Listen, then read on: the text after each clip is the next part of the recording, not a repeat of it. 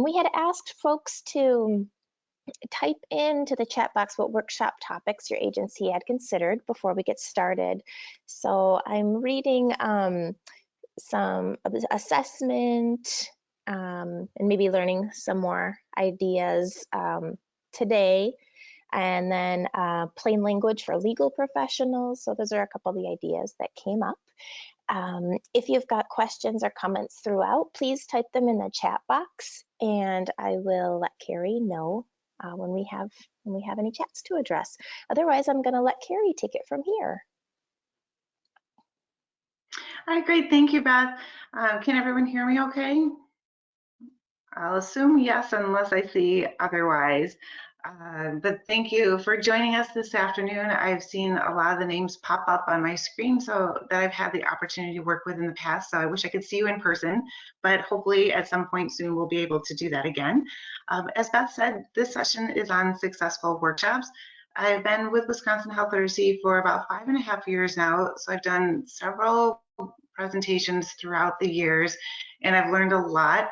I learned something new though at every single workshop, and that is not an exaggeration, but we've learned some themes over the years, and I'd love to be able to share that with you. And if you have anything else you would like to share with me or with the group, that would be wonderful. And as Beth said, go ahead and feel free to ask questions at any time.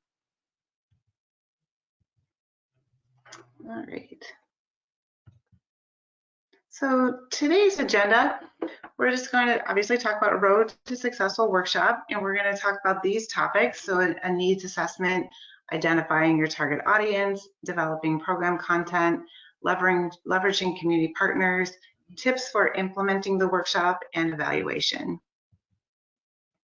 So starting out with a needs assessment, and that sounds fancier really than it probably needs to be. I often think of it as a wants assessment as well. And how we at Wisconsin Health Literacy determine this are a couple different ways, and the ways you might assess it would may be different or some of the same ideas. But for example, we did a presentation called Let's Talk About Pain Medicines because of the opioid epidemic. And one thing I wanted to say at the beginning, all of our workshops are focused on health education and health information. So I still think though you can take this to whatever topics you want to present in your community. So just keep that in mind, that a lot of the examples I'll be sharing relates to health education. Sometimes we find out about it just more informally. We've done a presentation called Let's Talk About Medicines, and in that workshop, people were telling us that what they were learning there would be really good for somebody who has Alzheimer's. And so from that workshop, then we did something on health literacy and Alzheimer's. So really it's informal. Your learners may bring up topics to you that they want to cover, or you might have community partners or funders who want you to join them on an initiative. So there are all kinds of ways to determine your needs assessment, what people are interested in learning and what people do need to know about by hearing word of mouth or just from other funders and organizations, as I said. So this next one, identifying your target audience, it kind of goes hand in hand with the needs assessment. So you're really just looking at who will you be presenting to and what are your goals. And so you might, so for example, with our Let's Talk About Pain Medicines, we were talking about the safe and effective use of opioids for all adults. And then we did another topic, Let's Talk About Opioids, that was more targeted for those who are incarcerated. And even with your same workshop, though, you might be presenting to different people at different times, and that's okay. So you just ask yourself things like, will you be presenting to parents? Will you be presenting to caregivers?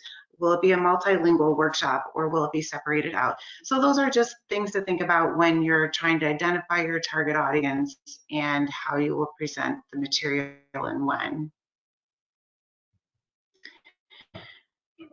Changing gears now into developing program content.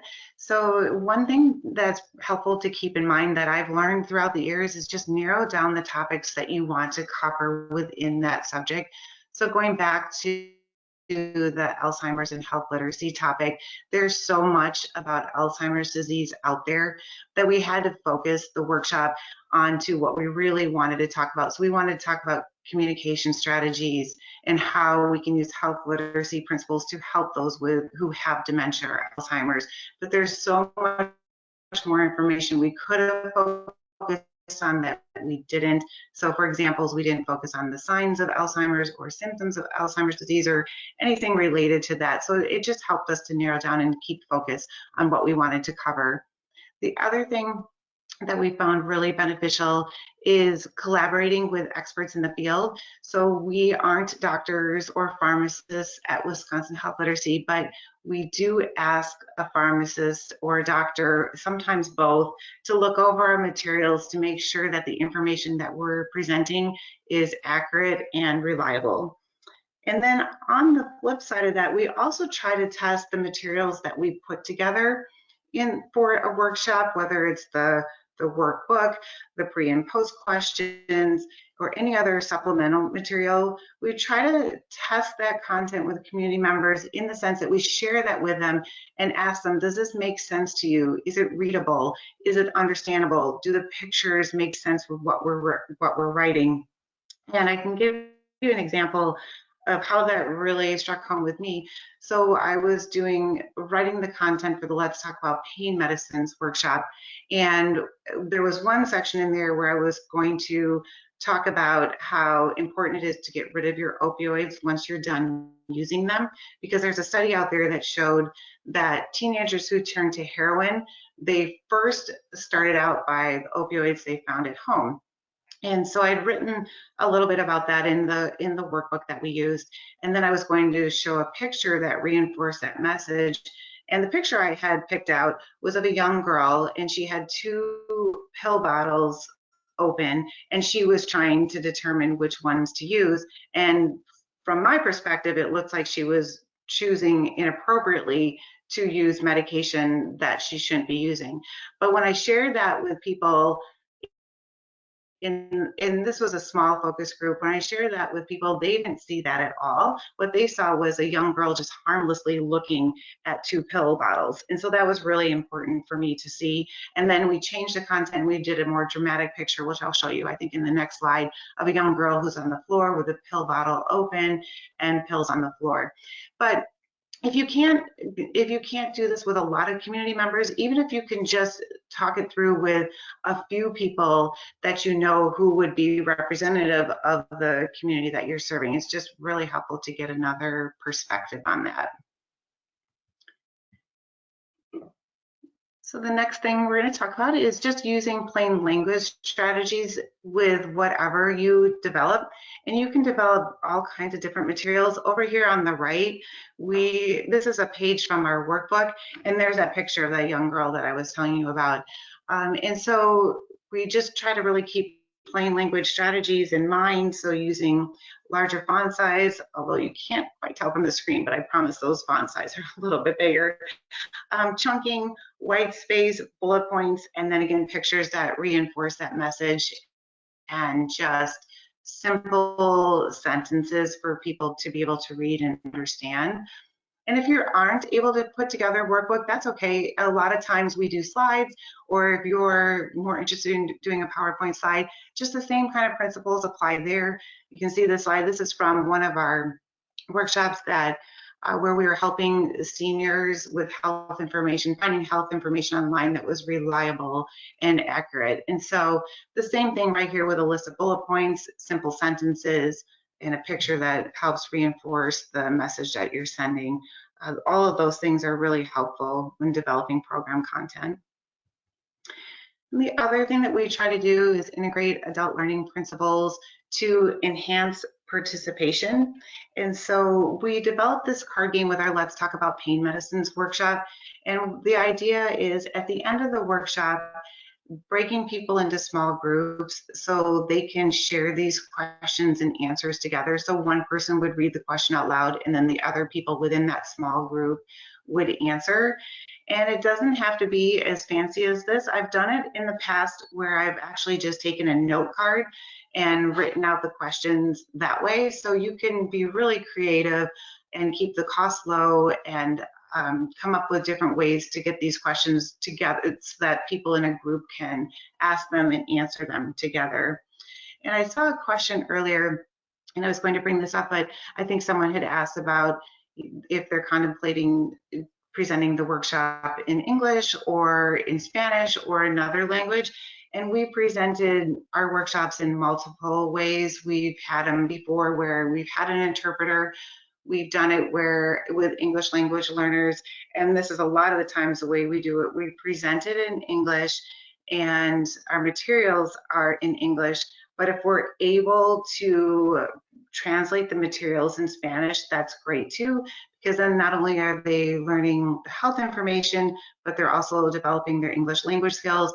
But then there's translated materials to just ensure understanding, and then they can also take that back into their communities and share that with their family members as well. Another thing to think about from your perspective is leveraging community partnerships. We're kind of at Wisconsin Health Literacy on the other side of that, in the sense that we always think about who we could reach out to in the community to partner with. And so when we do that, we want to make it as easy as possible for you. So we try to offer stipends to organizations or that can help out with food or childcare or promotions or incentives, I should say, and then offer promotional material. So for you on your end of it, that's really important to keep in mind. You're the ones who have access to the learners.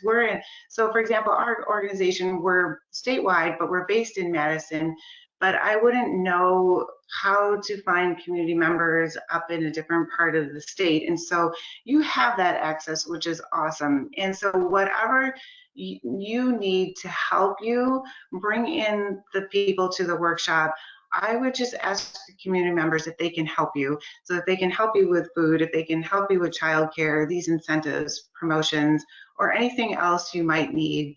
I would let them know that. We try to write that into our grants for our funders when we do these workshops to help our community partners. And then tips for implementing workshops. A lot of the stuff you're already going to know, but I thought it might just be helpful to think about it in the sense that if you have to prepare a guest speaker, and we'll talk about that in a couple seconds, but tips for implementing the workshops: determine the best venue and the time for the event. At Wisconsin Health Literacy, we've worked with our community partners and we've done it at all day and every single day and at any time that is really good for them. So if weekends are better for the people you work with and serve, then implement the workshop on the weekend or evenings, whatever is the best time of day for you. Offering incentives is always helpful for many reasons. People just in general, food always makes anything better. And if they can have giveaways to take home with them, that's really nice. With our Let's Talk About Pain Medicines workshop, we were able to give every participant a drug deactivation kit so that they could get rid of their unused medicines when they were done taking them and get them out of the house, just to keep other people safe. But talking about preparing your guest speakers, I think this is where you can really help them. I know I've done presentations before where I've talked with the organization and it's supposed to start at 7, but they've just told me it probably really won't start until 7:15. It takes a while for people to get there. So that's just really good to know. Or I've presented with English language learners, and talking in plain language, whether you're talking with an English language learner population or with people who just struggle with literacy, is a real skill and it takes a long time to develop. And so you can work with your guest speaker on ways that they can say things that are easier for people to understand. And you can tell them too. I've had people do this to me, and or do this when I've presented, and it's completely fine and helpful, is you can just say, I might step in if I think someone is not understanding something, and help re-explain it. And so I think if you just prepare your speakers that's really helpful for them to know. And also remind them to keep the workshop as interactive as possible. It's so much more engaging when that happens, when you can ask questions and then people respond and they really learn not only from you or the speaker, but from each other as well. And then creating a welcoming environment, it can't be stated enough just how much a simple smile and hello goes when you're reaching, when people are walking into the classroom or the session. It helps to break down just some of those barriers so people are more comfortable, so that they're just more at ease for understanding and a little less reluctant about sharing information or participating. So doing whatever you can to create a welcoming environment is wonderful too. And then I would definitely just expect the unexpected.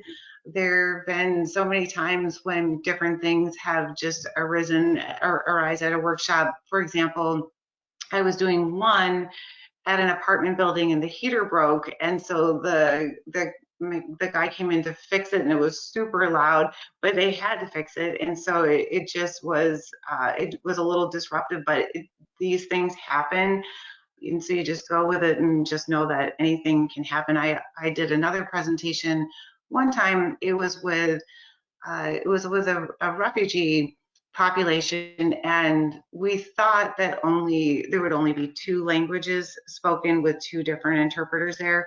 But when I got there, it actually turned out that there were 6 interpreters in 6 different languages, and it was really it was kind of stressful, but we got through it and worked through it and was fine. So just expect that a lot of things might not go exactly as planned, and that's okay.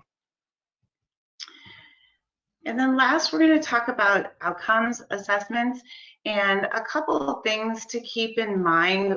We do a lot of pre and post surveys, and I'll talk about that in a few minutes.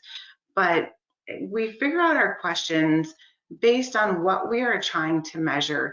And so for us, when we seek funding from various funders, we will tell them what our goals are in the application, and then that's what we try to measure. And so those are the questions that we'll ask on our pre and post exams. And we do a lot of the pre and post exams right in the workshop. You can do another one 60 days later and see what people have learned or if they've changed into their behavior since coming to the workshop.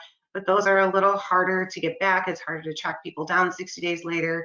We've done that. I personally prefer the pre and post right in the workshop. And so, for example, like one of our questions or one of our goals with our Let's Talk About Pain Medicines is we just really wanted people to be able to identify what an opioid pain medicine is, and because not everybody knows what that is. So one of our questions on our pre and post test was, which is not an opioid medicine? And then we gave a list that they could choose from. So it's just really figuring out what you're measuring. So remember your goals and why you're measuring this. You might be measuring it because you want to be able to show what people have learned in one of your workshops or one of your sessions when you're seeking new funding opportunities. So those are some of the things we've kept in mind. And when we've done the pre and post assessments, it's really, again, just to measure that knowledge, like what they've learned from before they came in to after the session.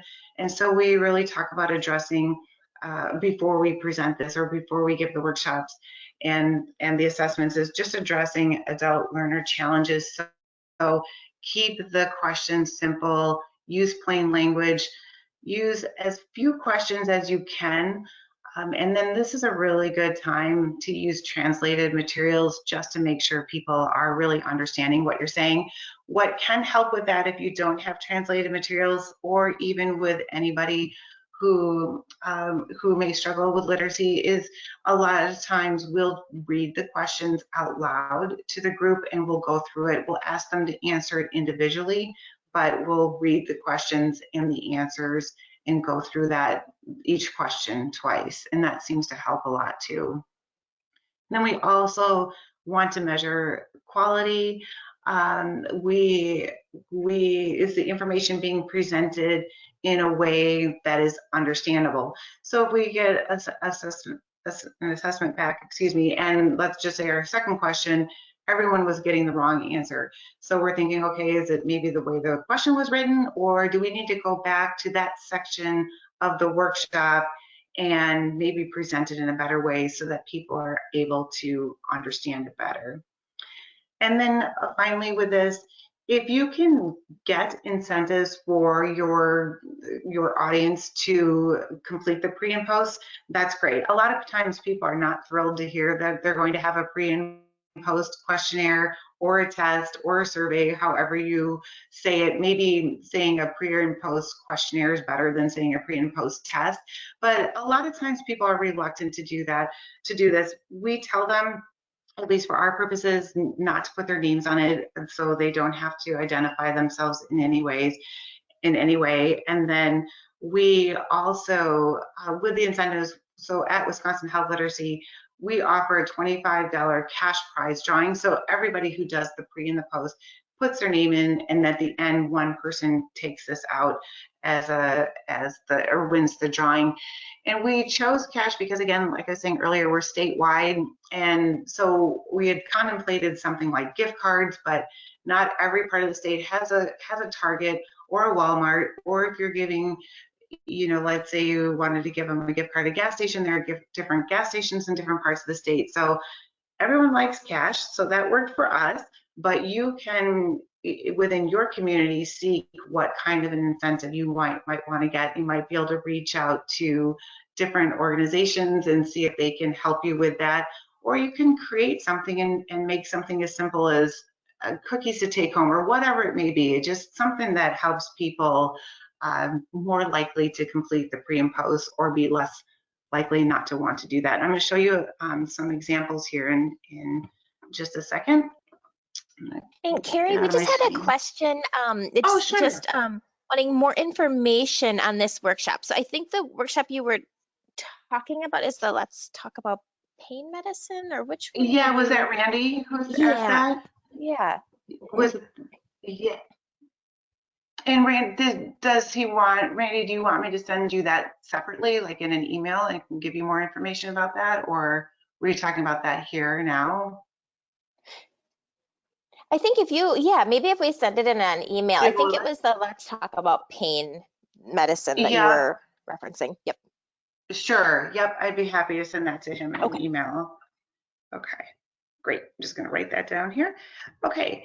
And so I'm going to go ahead. Like I said, I'll just show you a couple of examples of assessments that you might, you bet, Randy, that you might want to use, or just use as an example for you to pursue as you go further with it. So I'm going to close this out. This first one is a pre-questionnaire, and this was on our Let's Talk About Pain Medicine. So this is what we did in the workshop. And so again, the questions, just keeping in mind, keeping them as simple as possible and as short as possible. And we did ask 6 questions here. You could do fewer if you want to, that would be completely fine. But again, plain language is your friend, and keeping it as easy to understand as possible. So that one, and then I will show you the post questionnaire.